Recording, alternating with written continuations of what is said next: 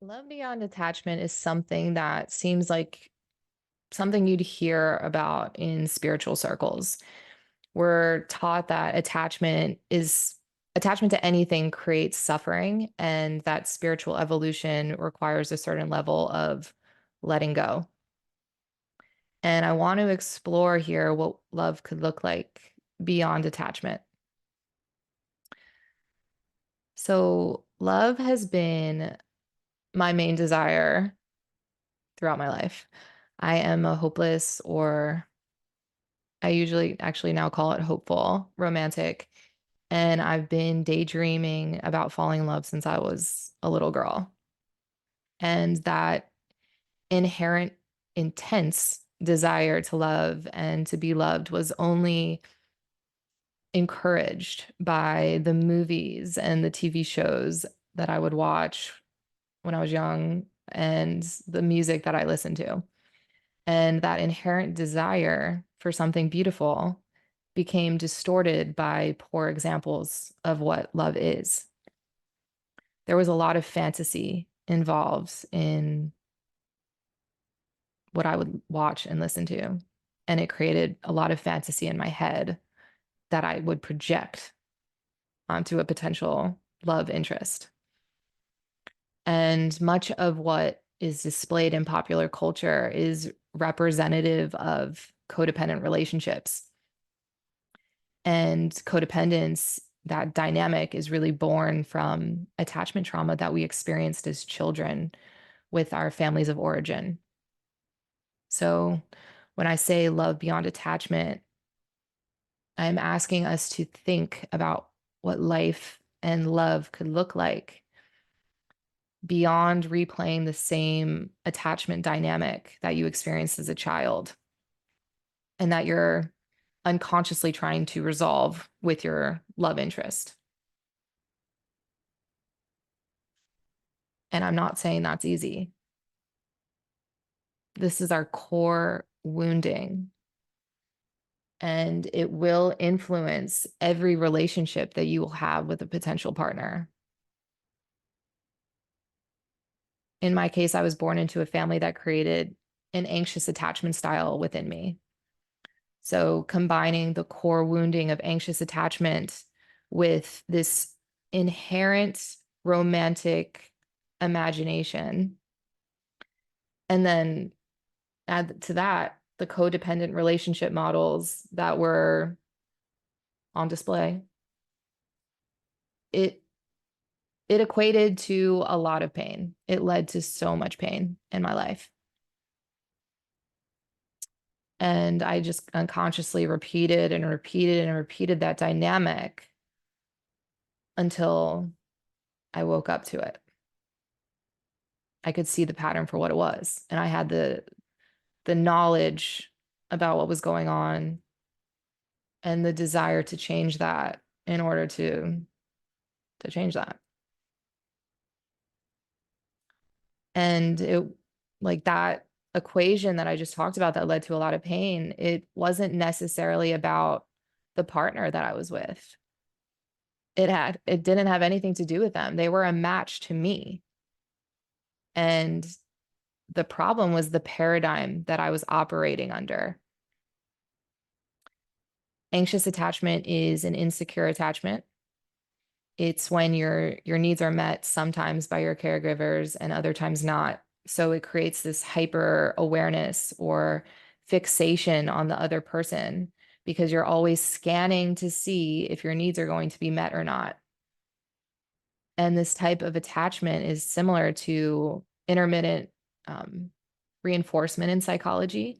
So it easily creates this addictive pattern within us and within me. I was addicted to love for most of my life.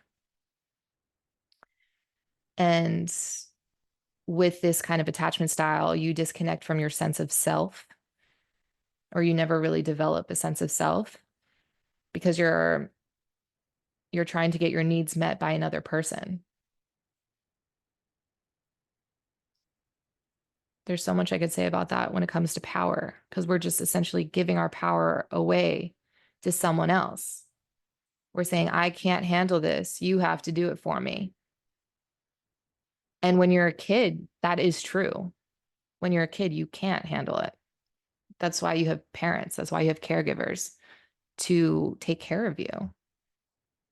The problem is when you continue that dynamic unconsciously throughout your life. You're always searching for someone to complete you as a half person, as a child. You're getting back into this dynamic of caregiver and child. And within this case of anxious attachment, it's like, who does the anxious person attach to? Well, they attach to someone who's avoidant.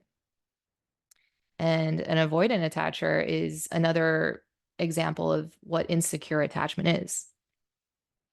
We mirror each other's attachment trauma.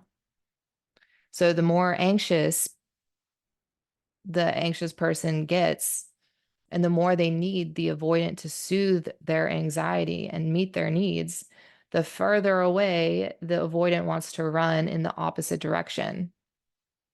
Because for the avoidant, their needs in childhood were neglected. So they learned that it wasn't safe to have needs. So they repressed their needs and they lost touch with themselves. They lost touch with their emotions and their needs.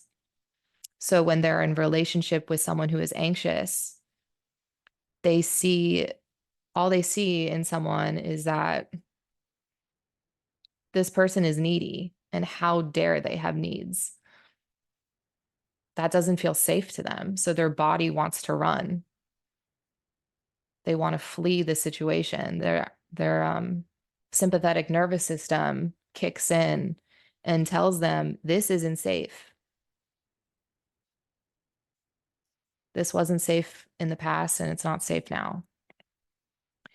And it creates this really unhealthy runner chaser dynamic where really neither party gets their needs met. And it's just continual dysfunction and pain.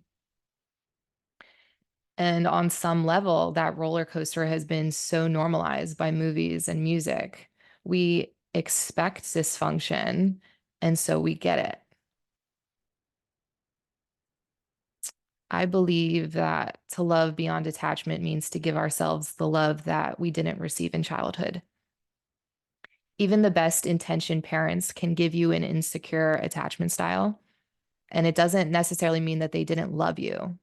It means they couldn't meet your needs when you needed them. And you were young and you were helpless. The difference now is that we're adults and we're not helpless. So through awareness and a lot of healing, and intentionally relating with others in new ways, that helps us evolve. We love ourselves through the pain of what it feels to not have our needs met, to not have our needs met by other people. We love ourselves through that. But we love ourselves enough to discover what we need and to give it to ourselves. We become the adult to our inner child. We nurture and love ourselves so that over time, we build a strong inner foundation. When we have that foundation and inner resource of love and care, we have a full cup and we are able and trustworthy. We are able and trustworthy to love another in a way that feels free for both people. Because when we insecurely attach to others, we control and manipulate others to meet our needs. It wasn't safe to directly come out and say what we were needing because we're children, for one thing. Maybe we don't know, but the need is still there. It's needing to be expressed. So people come up with these like overt or covert ways of controlling and manipulating others to get their needs met. But when you're in touch with your needs and you meet them, you don't have to control or manipulate anyone. that distorted expression is released and you're able to actually appreciate the person that you love or the person you're developing a relationship with. You can see them. You're loving another from a space of love. There's no grasping, there's no controlling or activating a wound dynamic, like a wounded dynamic, because you become secure and you've become sovereign. You have this inner foundation of care for yourself that you can now offer to someone else. Love amplifies love. It's freeing, that kind of experience. It's not based in wounding, it's based in truth and actual love, real love. How can we expect to get love from people when they don't, for one thing, know who we are, and when we don't love ourselves? We just keep unconsciously reenacting these wounded dynamics. But another world is possible. It's possible. And I encourage you to learn more about your attachment style and really reflect on how it's impacted your life and how it's impacted your relationships. Change and transformation starts with the ability to reflect. And to reflect is to know yourself. And in order to love yourself, you need to know yourself.